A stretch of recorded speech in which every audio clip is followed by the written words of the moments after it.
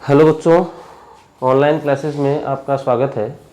पिछले वीडियो में हमने किरण प्रकाशिकी के बारे में चर्चा की थी, तो इसके बारे में हम आगे और देखेंगे कुछ बातें जो हमसे बाकी रह गई थी। जो टॉपिक्स हमारे बाकी रह गए थे उनके बारे में हम आगे चर्चा करेंगे। लेकिन उससे पहले एक तो त्रुटि सुधार आपको बताना था, उसके बारे में आपको बता देता हूँ। देखो, अब की साल आपका सिलेबस चेंज हो गया है, ठीक है। इससे पहले राजस्थान बोर्ड का और एनसीईआरटी का सिलेबस अलग अलग था, ठीक है।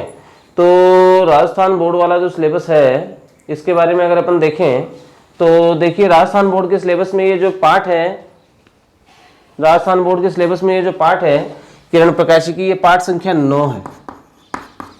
और पिछले सिलेबस में ये 11वां पार्ट था, ठीक है। तो एक तो हमने कल इसे 11वां पार्ट बोला था, जो एक त्रुटि थी, जो पिछले सिलेबस के अनुसार वो भूलवश बोला गया था, ठीक है। दूसरा, इस यूनिट का जो अंक भार है ना, ये यूनिट है हमारे पास में, है ये 6ठी, है ना। और इसका जो अंक भार है वो 9 नंबर बोला था हमने, जो कि राजस्थान बोर्ड का जो पिछला सिलेबस था उसके अनुसार था। और इस सिलेबस में, एनसीईआरटी वाले सिलेबस में, इसका जो अंक भार है वो 11 है, ठीक है। तो एक तो इन दो त्रुटियों को आपको देखना है कि एक तो ये पाठ क्रमांक 9 है, यूनिट तो 6ठी है ही किरण प्रकाशिकी की, लेकिन पाठ क्रमांक 9 है। और इसका इस यूनिट में 2 पाठ आते हैं, 9वां और 10वां। इन दोनों पाठों का मिला के जो अंक भार है वो कितना है यहाँ पे 11, मतलब इस यूनिट का अंक भार है 11, ठीक है। राजस्थान बोर्ड में ये 9 नंबर का था और इसमें 11 अंक भार लेता है, ठीक है। तो इसका मतलब ये है कि आपको यहाँ पे ये तो विशेष रूप से ध्यान रखना है कि ये जो यूनिट है ये सबसे ज़्यादा अंक भार लेकर चलती है। इसका मतलब इसकी विशेष जोर देके आपको तैयारी करनी है, ठीक है। अब आगे देखते हैं। देखो हम लोग क्या होगा, आपने कल इस पाठ में चर्चा की थी परावर्तन के बारे में, और हमने देखा था कि परावर्तन क्या होता है और परावर्तन के जो नियम है वो क्या होते हैं, किस प्रकार से इसके नियम होते हैं, ठीक है। उसके बाद में परावर्तन के बाद में हमने देखा था दर्पण, और दर्पण क्या होता है इसकी परिभाषा हमने देखी थी। और इसमें हमने बोला था कि दर्पण एक ऐसा समांगी और अपारदर्शी माध्यम होता है जिससे प्रकाश का परावर्तन होता है, उसको हम बोलते हैं दर्पण। इसके बारे में आपको कल बताया जा चुका है। हमने कहा था कि ये जो दर्पण होता है ये 2 प्रकार का होता है। एक तो होता है समतल दर्पण और दूसरा होता है हमारे पास में गोलीय दर्पण, ठीक है। एक तो होता है हमारे पास में समतल दर्पण और दूसरा होता है हमारे पास में गोलीय दर्पण, ठीक है ना। तो अब आपने समतल दर्पण के संदर्भ में चर्चाएं कर ली थी। समतल दर्पण से बनने वाले प्रतिबिंब की विशेषताएं हमने देख ली थी। उसके साथ में समतल दर्पण जो है उससे बनने वाले प्रतिबिंब की विशेषता के बाद में आपने देखा था कि जो प्रतिबिंब होता है समतल दर्पण से वो कैसा बनता है, सीधा आभासी और वस्तु के बराबर का बनता है, ठीक है। जबकि मतलब समतल दर्पण के लिए प्रतिबिंब निर्माण आपने देखा था, कैसे प्रतिबिंब बनता है ना, समान दूरी पर बनता है। ये सारी चीजें हम लोग देख चुके हैं, ठीक है।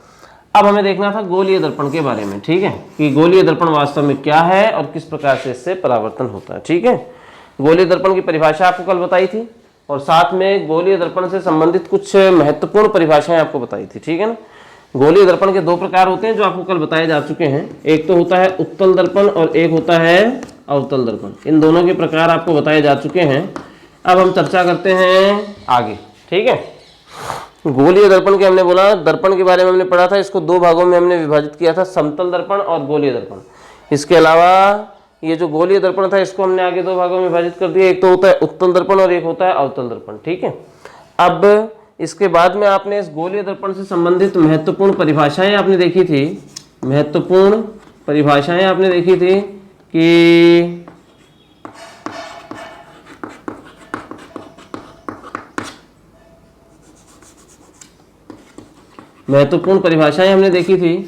और उस परिभाषा में हम लोग देख चुके हैं अब तक।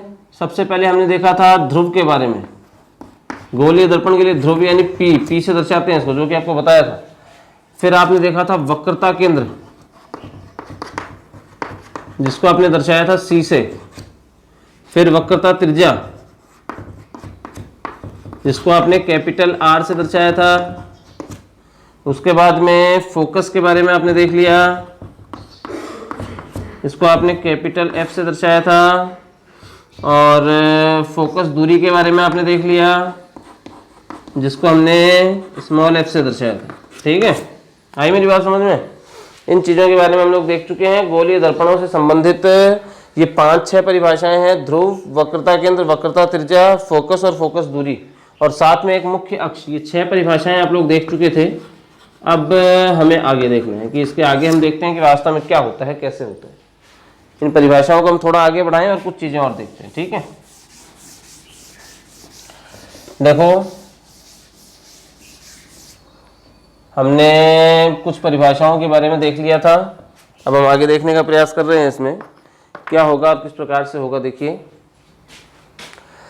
ये जो गोलीय दर्पण है, अब इससे संबंधित एक अंतिम परिभाषा बचती है और वो है हमारे पास में द्वारक, एपरेचर। गोलीय दर्पणों से संबंधित एक अंतिम परिभाषा हमें बचती है हमारे पास में, और वो है हमारे पास में द्वारक। समझे आप मेरी बात? अब इस द्वारक के बारे में हम देखते हैं। देखिए क्या होता है। देखो, जैसे ये हमारे पास में है अवतल दर्पण, और अवतल दर्पण में इस उत्तल पृष्ठ को आपने छायांकित कर दिया, मतलब इस पे आपने पॉलिश कर दी, और ये है हमारे पास में उत्तल दर्पण। तो उत्तल दर्पण में आपने जो अवतल पृष्ठ था उसको आपने पॉलिश कर दिया। ठीक है, अब इस द्वारक में क्या होता है, इसके अंदर क्या होता है, ये जो इधर वाला पृष्ठ होता है, बाईं ओर वाला जो पृष्ठ होता है, किसी भी दर्पण के लिए जो बाईं ओर वाला पृष्ठ होता है वो उसका परावर्तक पृष्ठ होता है। ठीक है, और इस परावर्तक पृष्ठ का जो व्यास होता है ना, गोलीय दर्पण के परावर्तक पृष्ठ का जो व्यास होता है वो क्या कहलाता है? द्वारक कहलाता है। ठीक है, तो यहां से अगर हम देखें तो ये देखो, ये द्वारक है, और यहां से इस वाले दर्पण के लिए ये द्वारक हो गया। समझे आप मेरी बात? ठीक है, तो हमने ये बोल दिया है कि ये क्या है, हमारे पास में द्वारक है ना। तो यहां से आपने क्या बोला कि किसी गोलीय दर्पण के परावर्तक पृष्ठ का व्यास द्वारक कहलाता है। ठीक है, किसी गोलीय दर्पण के परावर्तक पृष्ठ का व्यास द्वारक कहलाता है। ठीक है, इसके बारे में हमने कल चर्चा कर ली थी, नहीं इसके बारे में अभी मैंने आपको बता दिया, सॉरी। ठीक है, तो अब तक आपने जितनी परिभाषाएं देखी थी वो आपने देख ली। एक तो ध्रुव, वक्रता केंद्र, वक्रता त्रिज्या, फिर उसके बाद में मुख्य अक्ष, फोकस, फोकस दूरी, और अंतिम परिभाषा 7वीं परिभाषा जो थी वो क्या थी? द्वारक थी। ठीक है, इसमें आपने क्या बोला? इसमें हमने बोला है कि किसी गोलीय दर्पण के परावर्तक पृष्ठ का जो व्यास होता है उसे हम क्या कहते हैं? द्वारक कहते हैं। ठीक है, अब हम आगे प्रयास करें। देखो, इसको आगे देखने की कोशिश करते हैं कि वास्तव में आगे इसके और क्या टॉपिक्स हो सकते हैं। तो जैसे द्वारक के बारे में हमने देख लिया। अब गोलीय दर्पणों से संबंधित जो परिभाषाएं थी वो हम देख चुके हैं। अब हम आगे चलते हैं। देखो, किसी भी चीज को आगे चलने से पहले, किसी भी चीज को आगे देखने से पहले मैं आपको एक बात ये बता देता हूं, जैसे मुख्य अक्ष के समांतर अगर कोई प्रकाश की किरण आपतित होती है तो मुख्य अक्ष के समांतर आपतित होने वाली प्रकाश की किरण हमेशा परावर्तन के पश्चात मुख्य फोकस से होकर जाती है। ये आपको पीछे बताया जा चुका है। फोकस की परिभाषा में भी आपने बोला था कि मुख्य अक्ष के समांतर आपतित प्रकाश की किरण परावर्तन के पश्चात मुख्य अक्ष के जिस बिंदु से होकर जाती है या आती हुई प्रतीत होती है वो क्या कहलाती है? या तो होकर जाती है या फिर आती हुई प्रतीत होती है, वो क्या कहलाता है? मुख्य फोकस कहलाता है, वो बिंदु, है ना। तो देखिए यहाँ पे आप हमेशा ये ध्यान रखना, जैसे ये हमारे पास में है कोई अवतल दर्पण, इसके बारे में आपको कुछ बातें बताना चाह रहा हूँ। ये महत्वपूर्ण बात है, बहुत से नियमों में हमारे काम में आएगी, इसलिए आप इसको ध्यान रखेंगे।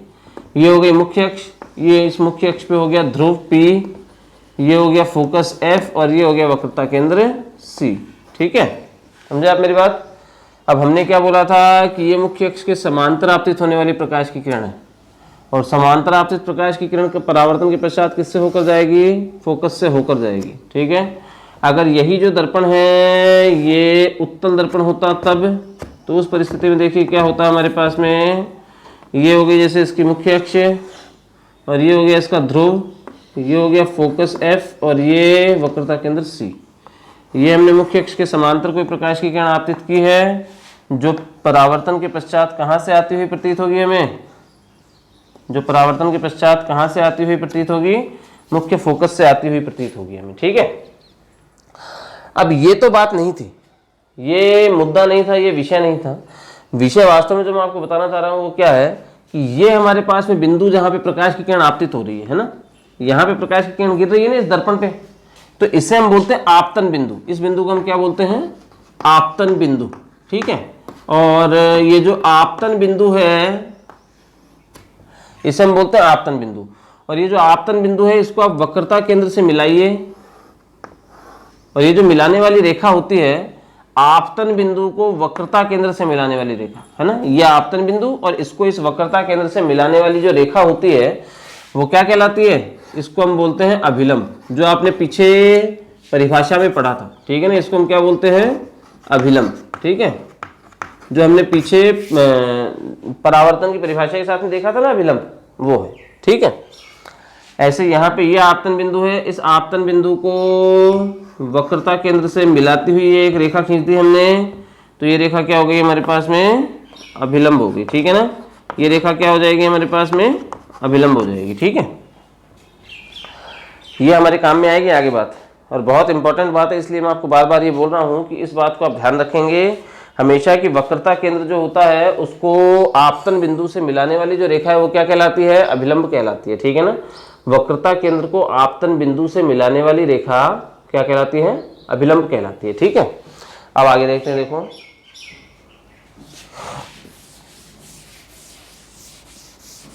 आज आपको इस चैप्टर के नोट्स की पीडीएफ भी सेंड कर दी जाएगी ताकि आपको इस चैप्टर को पढ़ने में दिक्कत ना आए। देखिए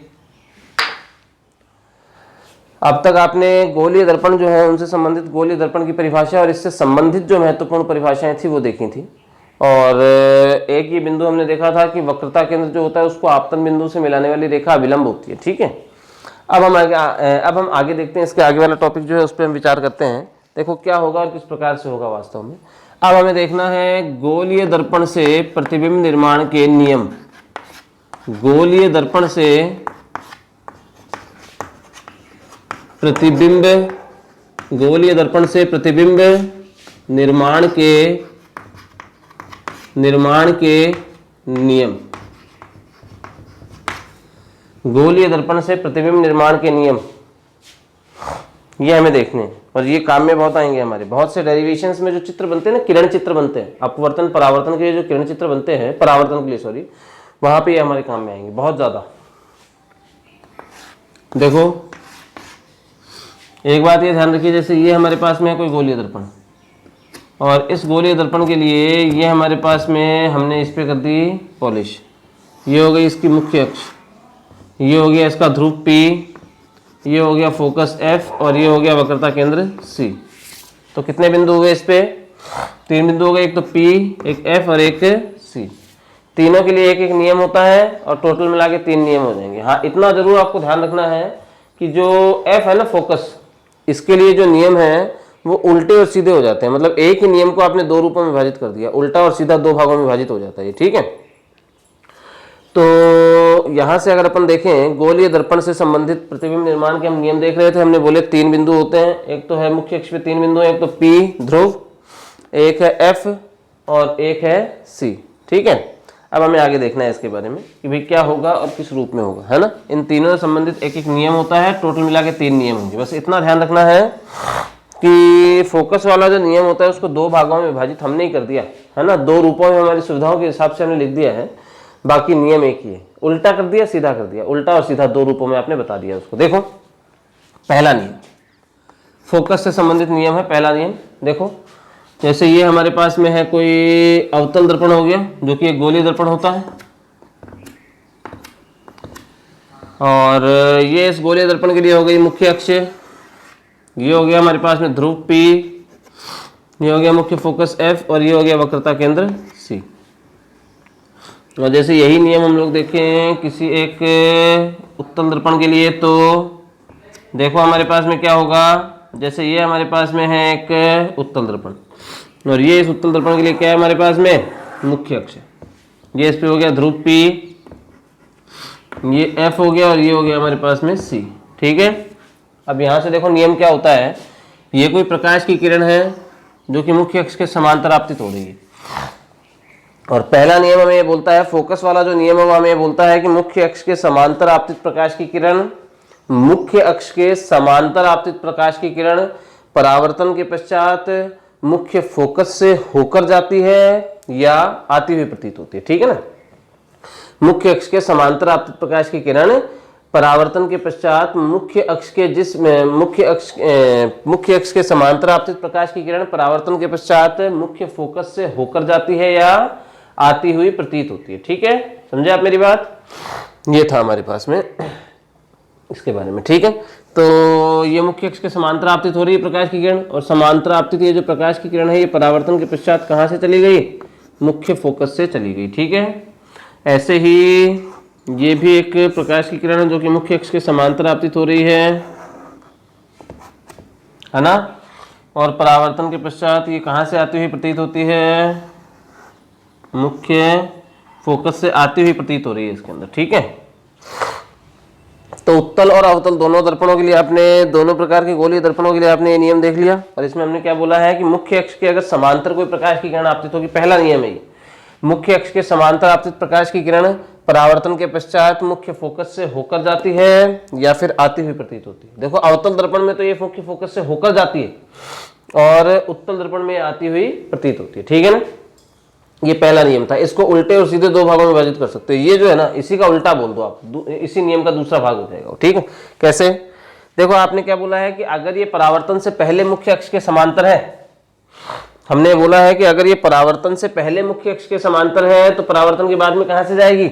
F से होकर जाएगी। ठीक है ना, मतलब ये नियम हमें क्या बोलता है? अगर ये पहले समांतर है तो बाद में F से जाएगी। ठीक है, तो इसका उल्टा कर दो, अगर ये परावर्तन से पहले F से होकर जाती है तो बाद में मुख्य अक्ष के समांतर हो जाएगी। समझे आप मेरी बात? ठीक है ना, अगर ये परावर्तन से पहले मुख्य फोकस से होकर जाती है तो परावर्तन के पश्चात ये मुख्य अक्ष के समांतर हो जाएगी। देखते हैं हम लोग ये वास्तव में होती है या नहीं होती समांतर। देखो इसी को हम लोग दूसरे रूप में देखते हैं, इसी नियम को, कि वास्तव में ये समांतर होती है या फिर नहीं होती है। ठीक है, इस पहले नियम के दूसरे भाग को हम देख रहे हैं। जैसे ये हमारे पास में है एक अवतल दर्पण, ये हो गई इसकी मुख्य अक्ष,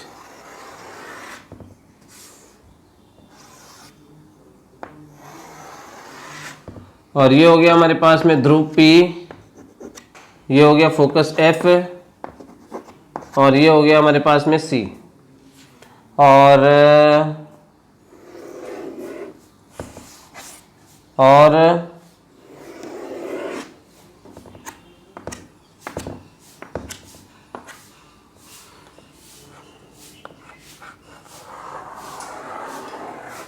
ये हो गई हमारे पास में इसकी मुख्य अक्ष। इस पे P हो गया, ये हो गया F, और ये हो गया हमारे पास में C। अब पहला नियम आपने क्या बोला था कि अगर ये मुख्य अक्ष के पहले, तो अगर परावर्तन से पहले ये मुख्य अक्ष के समांतर है तो बाद में F से जाएगी। इसी नियम का दूसरा भाग कर दो, ये पहले देखिए F से होकर जा रही है ना, तो परावर्तन के पश्चात ये मुख्य अक्ष के समांतर हो जाएगी। ठीक है ना, तो परावर्तन के पश्चात ये मुख्य अक्ष के समांतर हो जाएगी। ठीक है, ऐसे ही ये देखिए, जैसे हमारे पास में हमने बोला था कि अगर ये पहले मुख्य फोकस से होकर जाती है, अगर कोई प्रकाश की किरण मुख्य फोकस से होकर आपतित होती है तो परावर्तन के पश्चात यह मुख्य अक्ष के समांतर हो जाती है। ठीक है, तो यह मुख्य अक्ष के समांतर हो जाएगी परावर्तन के बाद में। मतलब हमने बोला है कि यदि कोई प्रकाश की किरण मुख्य फोकस से होकर आपतित होती है तो यह मुख्य अक्ष के समांतर परावर्तित हो जाएगी, मतलब मुख्य अक्ष के समांतर जाएगी परावर्तन के बाद में। ठीक है, ऐसे ही देखो इसमें ये मुख्य फोकस से होकर आपतित नहीं होगी, लगेगा इसमें कि मुख्य फोकस से होती हुई आ रही है, मुख्य फोकस से होकर आपतित हो रही है ना, प्रतीत हो रही है, और यहाँ से हो गया इसका परावर्तन, और परावर्तन के पश्चात ये मुख्य अक्ष के समांतर हो गई। ठीक है, तो पहला नियम था उल्टा और सीधा, दोनों रूपों में आपने देख लिया। तो इसका सामान्य रूप जो है पहले नियम का, वो हमें ये बोलता है कि मुख्य अक्ष के समांतर आपतित प्रकाश की किरण तो परावर्तन के पश्चात मुख्य फोकस से होकर जाती है या फिर आती हुई प्रतीत होती है, और ऐसे ही मुख्य फोकस से होकर आपतित होने वाली प्रकाश की किरण परावर्तन के पश्चात मुख्य कहाँ से जाती है? परावर्तन के पश्चात कहाँ से जाती है? वो मुख्य अक्ष के समांतर हो जाती है। ठीक है ना भाई, फोकस समांतर आपतित होती है तो F से जाती है, और अगर F से होकर आपतित होती है तो बाद में समांतर हो जाती है। ठीक है, ये था हमारे पास में इसका दूसरा भाग, इस नियम का दूसरा रूप। ठीक है, और अब हम देखते हैं दूसरा बिंदु है C। इस C के लिए नियम देख ले, फिर हम लोग देख लेंगे P के लिए नियम। ठीक है, 3 नियम हमने टोटल बोले थे, इसमें से पहला नियम हम लोग देख चुके हैं, अब दूसरा नियम देखते हैं हम लोग। ठीक है, तो दूसरा नियम है C, वक्रता केंद्र के लिए नियम है। ठीक है, तो यहां से हमारे पास में देखिए क्या होगा, जैसे ये हमारे पास में है गोलीय दर्पण और ये हमारे पास में P, ये हो गया हमारे पास में F और ये हो गया हमारे पास में C। ठीक है, अब इसके लिए नियम देखना आप। हमने बोला है कि मुख्य अक्ष के समान F वाले नियम आपने देख लिए, उल्टा और सीधा दो रूपों में थे। अब हमें देखना है C वाला नियम। ठीक है, जैसे यही हमारे पास में हो गया एक उत्तल दर्पण और इस उत्तल दर्पण के लिए हम देखते हैं, देखो दूसरा नियम क्या होता है। ये जैसे हमारे पास में है मुख्य अक्ष, ये हो गया ध्रुव P, ये हो गया फोकस F और ये हो गया वक्रता केंद्र C। ठीक है, तो हमने ये बोला है दूसरा नियम हमें क्या बोलता है कि अगर कोई प्रकाश की किरण वक्रता केंद्र जो है इससे होकर आपतित होती है तो नियम सुनना आप ध्यान से। इसका मैं आपको कारण बताऊंगा क्यों होता है ऐसा, इसका कारण भी मैं आपको बता दूंगा। ठीक है, हमने बोला है कि वक्रता केंद्र से होकर जाने वाली रेखा उसी दिशा में परावर्तित हो जाती है, समान दिशा में परावर्तित हो जाती है। ठीक है ना, उसी दिशा में लौट जाएगी जिस दिशा से ये आई थी। ठीक है ना, तो हमने क्या बोला यहाँ पे कि वक्रता केंद्र से होकर जाने वाली रेखा परावर्तन के पश्चात समान दिशा में चली जाती है। ठीक है ना, पुनः उसी दिशा में परावर्तित हो जाती है। ठीक है, वक्रता केंद्र से आने वाली रेखा समान दिशा में या उसी दिशा में परावर्तित हो जाती है। ठीक है, वक्रता केंद्र से होकर जाने वाली रेखा उसी दिशा में परावर्तित हो जाती है। इसमें देखो, इसमें वक्रता केंद्र से होकर जाएगी नहीं लेकिन प्रतीत जरूर होगी, वक्रता केंद्र की सीध में आपतित होती है। देखो, तो ये समान दिशा में परावर्तित होगी। ठीक है, ये दूसरा नियम है। अब इसका कारण देखिए आप क्यों। देखिए, ये जो प्रकाश की किरण है, आपने बोला था कि वक्रता केंद्र से आने वाली जो दिशा रेखा किरण होती है, प्रकाश की किरण, वो उसी दिशा में लौट जाती है वापस, और लौट गई चित्र के अनुसार। तो अभी इसका कारण देखिए आप, ये प्रकाश की जो किरण है ये आपतित हो रही है इस दर्पण पे, हो रही है ना, तो ये कौन सी किरण हो गई, आपतित किरण हो गई। ठीक है, साथ में ये आपतन बिंदु है और इस आपतन बिंदु को आप वक्रता केंद्र से मिलाइए, तो ये जो मिलाने वाली रेखा है ये क्या हो गई, आपतन बिंदु को वक्रता केंद्र से मिलाने वाली रेखा क्या होती है, अभिलंब। तो यही क्या हो गई, अभिलंब, मतलब यही अभिलंब है और यही आपतित किरण है। और आपतित किरण और अभिलंब के बीच का कोण क्या होता है, आपतन कोण I। अब चूंकि आपतित किरण और अभिलंब दोनों एक ही रेखाएं हैं, इसका मतलब इनके बीच का कोण कितना हुआ, 0। इसका मतलब इस स्थिति में आपतन कोण 0 है। और परावर्तन का दूसरा नियम क्या बोलता है हमें, परावर्तन का दूसरा नियम हमें बोलता है कि कोण I हमेशा किसके बराबर होता है, कोण R के बराबर होता है। ठीक है ना, मतलब आपतन कोण बराबर किसके होता है, परावर्तन कोण के बराबर होता है। ठीक है, तो चूंकि इस I का मान 0 है इसलिए R का मान भी कितना आ गया, 0 आ गया। मतलब परावर्तन कोण का मान भी कितना होगा, 0 होगा और ये समान दिशा में परावर्तित हो जाएगी। ठीक है, ये था इसका कारण। तो ये दूसरा नियम था हमारे पास में, इसके बारे में हमने देखा है दूसरे नियम के बारे में। और हमने क्या कहा है कि दूसरे नियम के बारे में हमने बोला है कि वक्रता केंद्र से होकर जाने वाली जो रेखा होती है वो समान दिशा में परावर्तित हो जाती है। ठीक है, ये दूसरा नियम था हमारे पास में। अब इसके अलावा अगर हम देखें यहाँ पे तीसरे और अंतिम नियम के बारे में, तो देखिए क्या होता है तीसरा और अंतिम नियम, इस पर हम चर्चा करते हैं। देखो तीसरा नियम, इसके बारे में हम चर्चा करते हैं। देखो, जैसे ये हमारे पास में हो गया कोई अवतल दर्पण और जैसे ये हमारे पास में हो गया कोई उत्तल दर्पण। इस अवतल दर्पण में तो देखिए इस पृष्ठ पे हमने पॉलिश कर दी और उत्तल दर्पण में इस पृष्ठ पे हमने पॉलिश कर दी। ठीक है, ये हो गई इसके लिए मुख्य अक्ष और ऐसे ही ये हमारे पास में इस अवतल दर्पण के लिए मुख्य अक्ष। ये हो गया P, ये F और ये C। इसमें भी ये तो है P, ये हो गया F और ये हो गया हमारे पास में C। ठीक है, अब तीसरा और अंतिम नियम, दो बिंदुओं के लिए आप नियम देख चुके हैं, C और F के लिए। अब हमें किसके लिए नियम देखना है, P के लिए नियम हमें देखना है। ठीक है, तो ये नियम क्या होता है इसके बारे में देखो, इसका कारण मैं आपको बता दूंगा। देखो, जैसे ये हमारे पास में कोई प्रकाश की किरण है जो किस पर आपतित होती है, ध्रुव पर आपतित होती है।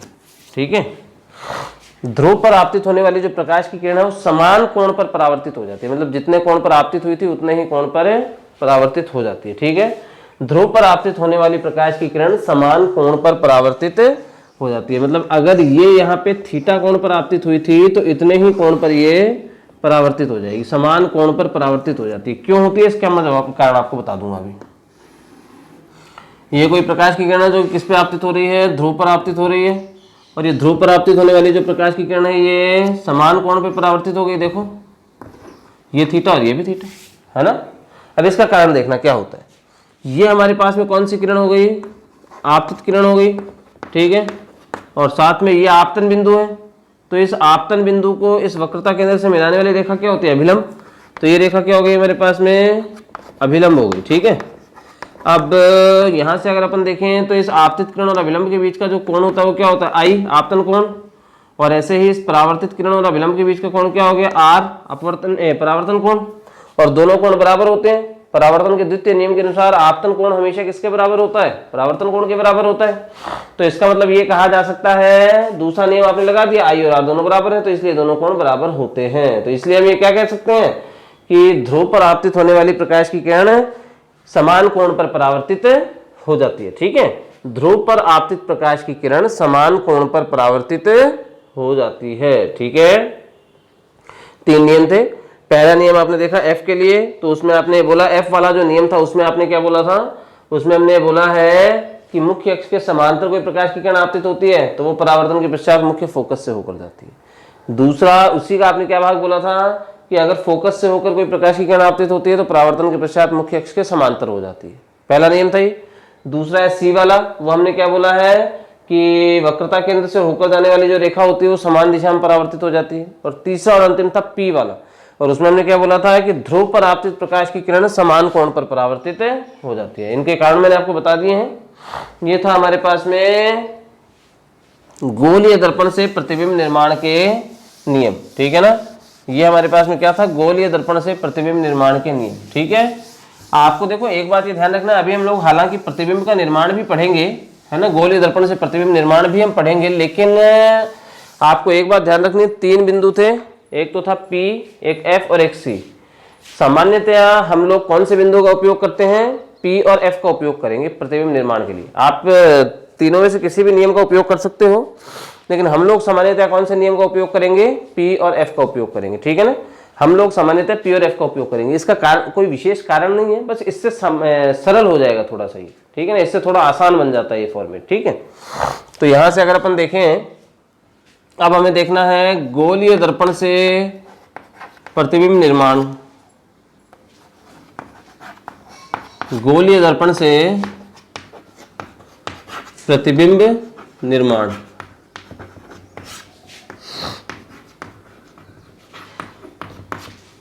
गोलीय दर्पण से प्रतिबिंब निर्माण, ये हमें देखना है।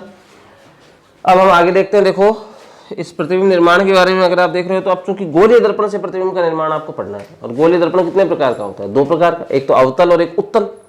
तो पहले हम लोग अवतल दर्पण के लिए देख लेते हैं, उसके बाद में हम लोग देख लेंगे उत्तल दर्पण के लिए, ठीक है। तो अवतल दर्पण के लिए हम प्रयास करते हैं। देखिए सबसे पहले हम लोग ये जो प्रतिबिंब निर्माण है कौन से दर्पण के लिए पढ़ रहे हैं, अवतल दर्पण के लिए पढ़ रहे हैं, ठीक है। अवतल दर्पण के लिए हम लोग प्रतिबिंब के निर्माण के बारे में देख रहे हैं कि क्या होगा और कैसे होगा। देखना इस फॉर्मेट में हम लोग चर्चा करेंगे, पर पहले हम लोग देखते हैं, देखिए क्या होता है ना, अवतल दर्पण पर प्रतिबिंब निर्माण, ठीक है।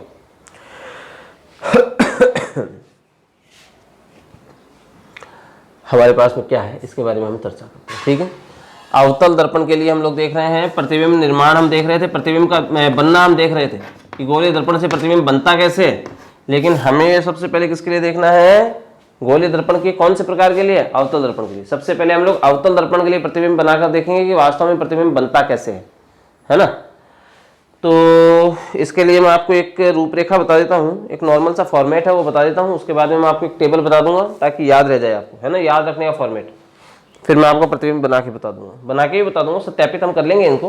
पहले हम लोग देखते हैं इसके फॉर्मेट के बारे में कि वास्तव में प्रतिबिंब बनता कैसे, इसका रूप क्या होता है, रूपरेखा क्या होती है इसकी। जैसे ये हमारे पास में क्या है, एक हमारे पास में हो गया ये अवतल दर्पण, और इस अवतल दर्पण पे ये हमने कर दी पॉलिश, और इस अवतल दर्पण के लिए हमारे पास में क्या हो गई, मुख्य अक्ष हो गई, और ये हो गया हमारे पास में ध्रुव P, ये हो गया हमारे पास में फोकस F, ये हो गया वक्रता केंद्र C। और इस C के बाद में अगर कोई बिंदु आता है तो ये बिंदु हमारे पास में क्या हो जाएगा, अनंत। ये बिंदु क्या हो गया हमारे पास में, अनंत, ठीक है। आपको करना क्या है, बाईं ओर से पहला बिंदु जो होता है, लेफ्ट साइड से पहला बिंदु, उस पर तो आपको वस्तु रखनी है और राइट साइड से जो पहला बिंदु है उस पर आपको प्रतिबिंब बनाना है। ठीक है, देखें हम लोग, लेफ्ट साइड से पहला बिंदु, लेफ्ट हाथ की तरफ से पहला बिंदु क्या है, अनंत, और राइट हैंड की तरफ से पहला बिंदु क्या है, पी, है ना। तो लेफ्ट साइड से जो पहला बिंदु है अनंत, यहाँ पे आप रख दीजिए वस्तु को, अनंत पे आपने वस्तु रख दी। लेफ्ट साइड से पहले बिंदु पे वस्तु रखेंगे और राइट साइड से पहले बिंदु पे क्या बनेगा, प्रतिबिंब बनेगा। ठीक है, तो प्रतिबिंब राइट साइड से पहला बिंदु क्या हुआ, पी, पी पे प्रतिबिंब बनना चाहिए, लेकिन वास्तव में पी पे प्रतिबिंब नहीं बनेगा। क्यों? क्योंकि ये तो दर्पण के ऊपर ही आ गया। प्रतिबिंब कहाँ बनेगा हमारे पास में, एफ पे बन जाएगा। ठीक है, ये देखो प्रतिबिंब कैसा है, उल्टा है ना, और उल्टा प्रतिबिंब हमेशा कैसा होता है, वास्तविक होता है। ठीक है ना, तो ये जो प्रतिबिंब है ये उल्टा है और वास्तविक, और वस्तु की तुलना में छोटा है या बड़ा है या इसके बराबर है, कैसा है ये प्रतिबिंब, ये जो प्रतिबिंब है ये कैसा है, वस्तु से छोटा प्रतिबिंब है लेकिन उल्टा प्रतिबिंब है। ठीक है, मतलब आप अगर क्या बोलते हो आप कि अगर वस्तु कहाँ रखी हुई है, अनंत पे रखी हुई है, तो अनंत पे रखी हुई वस्तु के लिए प्रतिबिंब कहाँ बनेगा, एफ पर बनेगा, और इसकी प्रकृति क्या होगी, ये प्रतिबिंब उल्टा होगा, वास्तविक होगा और वस्तु से छोटा होगा, उल्टा, वास्तविक और वस्तु से छोटा प्रतिबिंब होगा। अब आप क्या करोगे, आप इस वस्तु को तो राइट साइड में लेके जाओ दर्पण के पास में, और ये जो प्रतिबिंब है ये लेफ्ट साइड में जाएगा, मतलब वस्तु राइट साइड में लेके जाओगे आप लोग आगे, और प्रतिबिंब जो है वो लेफ्ट साइड में जाएगा, है ना। इसकी स्थिति याद रखने का तरीका बता रहा हूँ आपको, मैं आपको किरण चित्र बताऊंगा, हालांकि सत्यापित करके डायग्राम बना के बताऊंगा कि वास्तव में अनंत वाली स्थिति में एफ पे प्रतिबिंब बनता है या नहीं बनता है। लेकिन उससे पहले आपने क्या बोला, हमने बोला है कि जो वस्तु है वो कहाँ थी, अनंत पे, अनंत पे थी, तो प्रतिबिंब कहाँ बन गया, एफ पे। ये प्रतिबिंब कैसा था, उल्टा, वास्तविक और वस्तु से छोटा था। अब हम ये बोल रहे हैं कि वस्तु को राइट साइड में लेके जाते हैं और प्रतिबिंब आएगा लेफ्ट साइड में। ठीक है, तो आप राइट साइड में लेके जाओ वस्तु को, तो वस्तु थोड़ी आगे आके कहाँ पे आ गई, अनंत और सी के बीच में आ गई। तो ये जो प्रतिबिंब है ये और पीछे चला जाएगा इससे, और ये कहाँ पे आ गया हमारे पास में, सी और एफ के बीच में आ गया। तो ये जो प्रतिबिंब है देखो ये कैसा हो गया हमारे पास में, ये प्रतिबिंब हो गया हमारे पास में, अभी ये प्रतिबिंब भी उल्टा है और वास्तविक होगा, उल्टा प्रतिबिंब हमेशा वास्तविक होता है। तो ये प्रतिबिंब उल्टा और वास्तविक है, लेकिन ये वस्तु से तो छोटा ही है ना, हालांकि पहले वाले से तो बड़ा है। ये एफ वाली स्थिति में जो प्रतिबिंब बना था इससे तो ये बड़ा है, लेकिन इस वस्तु से छोटा प्रतिबिंब। ठीक है ना, तो आपने दूसरे रूप में भी जो आपको प्रतिबिंब प्राप्त हुआ कैसा हुआ है, उल्टा, वास्तविक और वस्तु से छोटा, है ना। अब आप वस्तु को और आगे ले जाइए, और वस्तु को आप आगे लेके आ गए सी पर। वस्तु जब सी पे होती है तो प्रतिबिंब भी कहाँ पे बनता है, सी पर बनता है। ठीक है ना भाई, वस्तु प्रतिबिंब और पीछे जाएगा तो कहाँ पे आ गया, सी पे आ गया।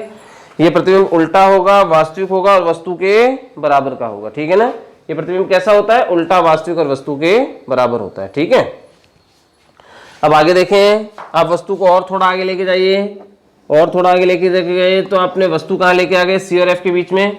वस्तु सी और एफ के बीच में आ गई तो प्रतिबिंब थोड़ा और पीछे चला गया। ये प्रतिबिंब देखो उल्टा, वास्तविक है, लेकिन वस्तु से बड़ा प्रतिबिंब है अभी। ठीक है, और वस्तु को आप और आगे ले जाओ, और वो क्या हो गया हमारे पास में, एफ पे लेके आ गए आप वस्तु को। तो वस्तु एफ पे है तो प्रतिबिंब कहाँ आ गया हमारे पास में, अनंत पे आ गया।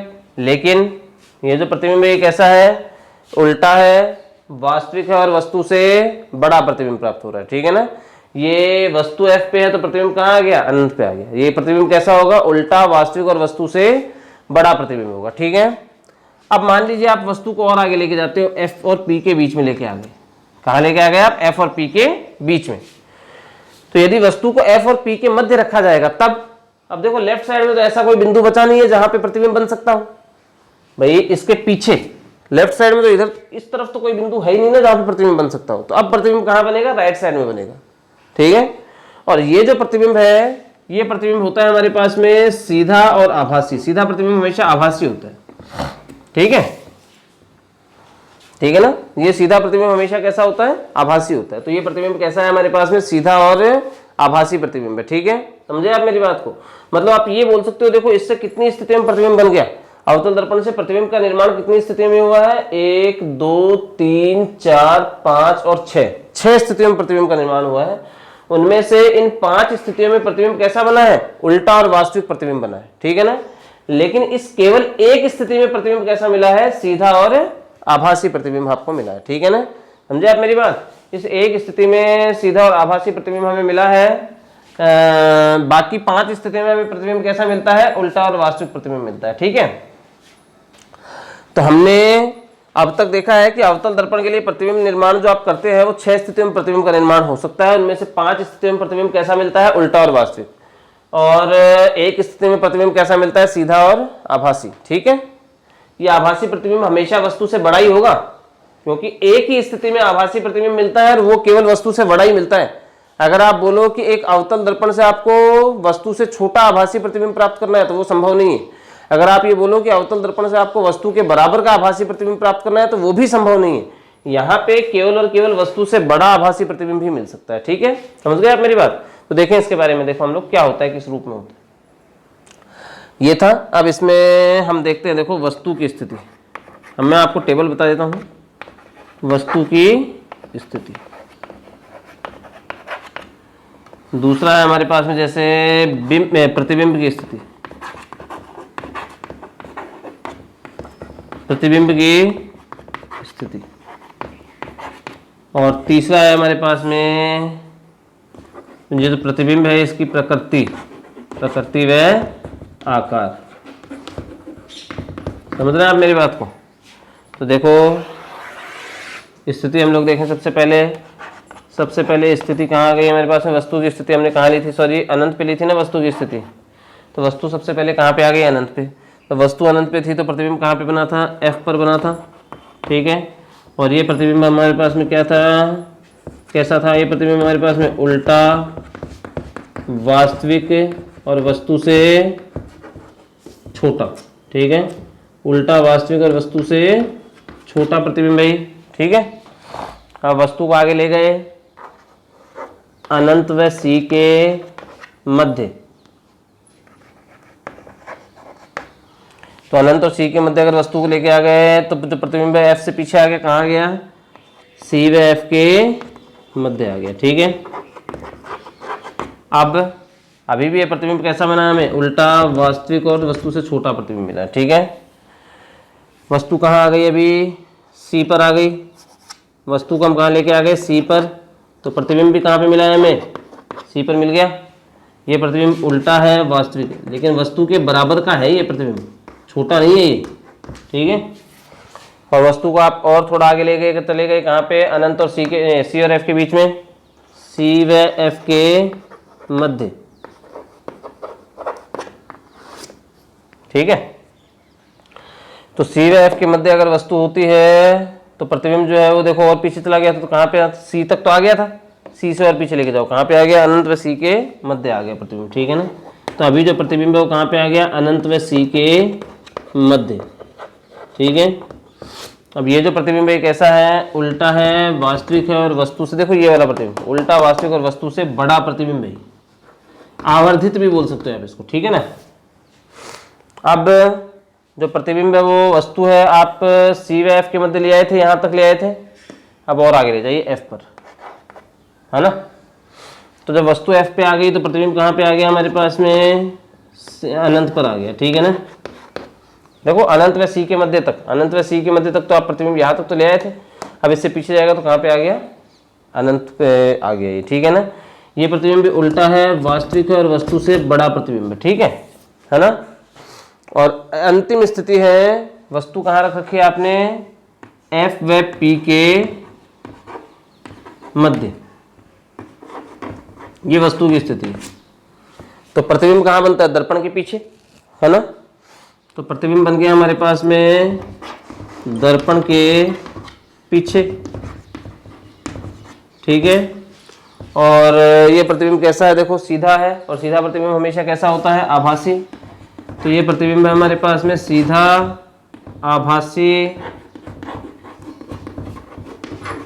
और वस्तु से बड़ा प्रतिबिंब। मतलब कुछ बातें हमें यहाँ से पता चलती हैं। एक तो ये है कि अवतल दर्पण एक ऐसा दर्पण है जिससे दोनों प्रकार के प्रतिबिंब आपको प्राप्त हो सकते हैं। अवतल दर्पण एक ऐसा प्रतिबिंब है जिससे दोनों प्रकार के प्रतिबिंब आपको प्राप्त हो सकते हैं। अवतल दर्पण एक ऐसा दर्पण है जिससे दोनों ही प्रतिबिंब आपको प्राप्त हो जाएंगे। एक तो देखो अवतल दर्पण से उल्टा और वास्तविक प्रतिबिंब भी मिलता है और सीधा और आभासी प्रतिबिंब भी प्राप्त होता है। ठीक है ना, अवतल दर्पण एकमात्र ऐसा दर्पण है जिससे आपको उल्टा और वास्तविक प्रतिबिंब भी मिलते हैं और सीधा और आभासी प्रतिबिंब भी मिलता है। ठीक है ना, लेकिन शर्त यह है कि अवतल दर्पण से प्राप्त होने वाला जो आभासी प्रतिबिंब है वो केवल एक ही स्थिति में मिलेगा आपको। ऐसा नहीं है कि आपने वस्तु को कहीं पे भी रख दिया और हर स्थिति में आपको अवतल दर्पण से सीधा और आभासी प्रतिबिंब मिल रहा है। आपको सीधा और आभासी प्रतिबिंब मिल सकता है, लेकिन वो केवल एक ही स्थिति में मिलेगा, हर स्थिति में नहीं मिलेगा। ठीक है ना, है ना। तो एक ही स्थिति में सीधा और आभासी प्रतिबिंब मिलेगा, और वो सीधा और आभासी प्रतिबिंब केवल और केवल वस्तु से बड़ा होगा। ठीक है ना, ये सीधा और आभासी प्रतिबिंब जो है केवल वस्तु से बड़ा होगा। ठीक है, समझ गए आप मेरी बात को। मतलब आप ये बोल सकते हो, अभी तक हमने क्या देखा है कि एक अवतल दर्पण ऐसा दर्पण होता है जिससे उल्टा और वास्तविक प्रतिबिंब भी बनता है और सीधा और आभासी प्रतिबिंब भी बनता है। लेकिन ये जो सीधा और आभासी प्रतिबिंब होता है ये हमेशा वस्तु से बड़ा ही होता है केवल। ठीक है ना, छोटा नहीं होगा, वस्तु के बराबर का भी नहीं होगा, केवल वस्तु से बड़ा प्रतिबिंब ही प्राप्त होगा। ठीक है, इसके अलावा जो उल्टा और वास्तविक प्रतिबिंब आपने देखा है ये वस्तु से छोटा भी था, वस्तु के बराबर का भी था और वस्तु से बड़ा भी था। मतलब उल्टा और वास्तविक प्रतिबिंब तो आपको वस्तु से छोटा भी मिलेगा, वस्तु से बड़ा भी मिलेगा और वस्तु के बराबर का भी मिलेगा। लेकिन सीधा और आभासी प्रतिबिंब केवल वस्तु से बड़ा मिलेगा। टोटल 6 स्थितियां थी जिनमें आपने प्रतिबिंब देखे थे। 5 स्थितियों में देखो, 5 स्थितियों में प्रतिबिंब कैसा बनता है, उल्टा और वास्तविक बनता है। एक छठी लास्ट स्थिति में प्रतिबिंब कैसा बनता है, सीधा और आभासी। लेकिन अवतल दर्पण से सीधा और आभासी प्रतिबिंब कैसा प्राप्त होगा, कैसा सीधा और आभासी प्रतिबिंब प्राप्त होगा, आकार बताइए उसका, क्या आकार होगा उसका, वस्तु से बड़ा आभासी प्रतिबिंब प्राप्त हो सकता है केवल। मतलब अवतल दर्पण से केवल वस्तु से बड़ा सीधा बड़ा आभासी प्रतिबिंब प्राप्त हो सकता है। ठीक है ना, समझे आप मेरी बात को। जबकि वस्तु के जो वास्तविक प्रतिबिंब होता है ना, उल्टा और वास्तविक प्रतिबिंब, ये वस्तु से छोटा भी प्राप्त होता है, बराबर भी प्राप्त होता है और बड़ा भी प्राप्त होता है। ठीक है, समझ गए आप मेरी बात को। तो ये तो था हमारे पास में अवतल दर्पण से प्रतिबिंब निर्माण की एक रूपरेखा बताइए मैंने आपको कि भाई कौन सी स्थिति में प्रतिबिंब कहाँ बनता है। हालांकि अभी मैंने आपको किरण चित्र नहीं बताया, ये किरण चित्र भी हम चर्चा करेंगे, इसके बारे में भी हम देखेंगे। 6 स्थितियां आपके पास में थी, ये टेबल आपके पास में है यहाँ पे। आज आपको नोट्स की PDF भी सेंड कर दी जाएगी ताकि आपको पढ़ने में दिक्कत ना आए। और ये अंतिम स्थिति थी। ठीक है ना, समझ रहे हैं आप मेरी बात को। अब इसका जो प्रतिबिंब निर्माण है इसके विषय में हम लोग चर्चा करेंगे कल। ठीक है, उसके बारे में देखने से उसके बारे में जो हम बातें देखते हैं उससे पहले मैं आपको एक गृह कार्य जिसको आप बोलते हैं ना, होमवर्क, वो आपको दे देता हूं मैं। ये जो फॉर्मेट्स है ये आपको पता होने चाहिए। एक तो हमने आज देखे थे क्या, गोलीय दर्पण से प्रतिबिंब निर्माण के नियम, दोनों दर्पणों के लिए साथ में देखे थे हमने, अवतल और उत्तल दोनों के लिए साथ में देखे थे, है ना। तो गोलीय दर्पण से प्रतिबिंब निर्माण के 3 नियम हमने देखे थे। F के लिए एक था, उसको उल्टा और सीधा करके 2 भागों में आपने विभाजित किया था। C के लिए एक था और P के लिए एक था। ठीक है, और एक ये दर्पण, गोलीय दर्पण से प्रतिबिंब का निर्माण। ठीक है ना, और ये जो प्रतिबिंब का निर्माण है ये आपने गोलीय दर्पण के लिए, अवतल दर्पण के लिए देखा है सबसे पहले, बाद में हम लोग किसके लिए देख लेंगे, उत्तल दर्पण के लिए। लेकिन पहले हम लोग इस अवतल दर्पण के लिए जो किरण चित्र है वो बनाकर देखेंगे। ठीक है ना, पहले हम लोग अवतल दर्पण के किरण चित्र बना के देखेंगे, उसके बाद में हम देखेंगे कि उत्तल दर्पण से प्रतिबिंब कैसा बनता है। ठीक है ना, और किस प्रकार से बनता है। ठीक है, लेकिन उससे पहले कल हम लोग देखेंगे प्रतिबिंब का निर्माण। और उस प्रतिबिंब के निर्माण के लिए एक तो आपको जो प्रतिबिंब निर्माण के नियम है गोलीय दर्पण के लिए वो आपको आने चाहिए, याद होने चाहिए, आपको पढ़ना है आज। और दूसरा आपको ये जो फॉर्मेट है ये ध्यान होना चाहिए, कौन सी स्थिति में कहाँ प्रतिबिंब मिलता है और कैसा प्रतिबिंब मिलता है, ये ध्यान रखना। आप 6 स्थितियों में से 5 स्थितियों में उल्टा और वास्तविक प्रतिबिंब मिलेगा और केवल एक स्थिति में सीधा और आभासी प्रतिबिंब मिलेगा। और ये जो सीधा और आभासी प्रतिबिंब आपको प्राप्त होगा अवतल दर्पण से, ये केवल वस्तु से बड़ा हो सकता है, ना तो छोटा होगा ना बराबर होगा। लेकिन जो उल्टा और वास्तविक प्रतिबिंब आपको मिलता है ये वस्तु से छोटा हो सकता है, वस्तु के बराबर हो सकता है और वस्तु से बड़ा भी हो सकता है। ठीक है, तो आज का जो हमारा जो लेक्चर है इसको हम यहीं पे समाप्त करते हैं। अब इसके आगे हमें देखना है अवतल दर्पण से प्रतिबिंब का निर्माण, कि वास्तव में प्रतिबिंब बनता कैसे, इन 6 स्थितियों में प्रतिबिंब कैसे कैसे बनेगा, उनके किरण चित्र। ठीक है, इसके बारे में हम लोग अगले वीडियो में चर्चा करेंगे। लेकिन आपको जो कहा गया है वो आपको ध्यान रखना है, एक तो अवतल दर्पण से, एक तो प्रतिबिंब निर्माण के नियम और साथ में एक ये रूपरेखा, ये टेबल, सॉरी, है ना, आपको ये ध्यान रखना है। ठीक है, धन्यवाद।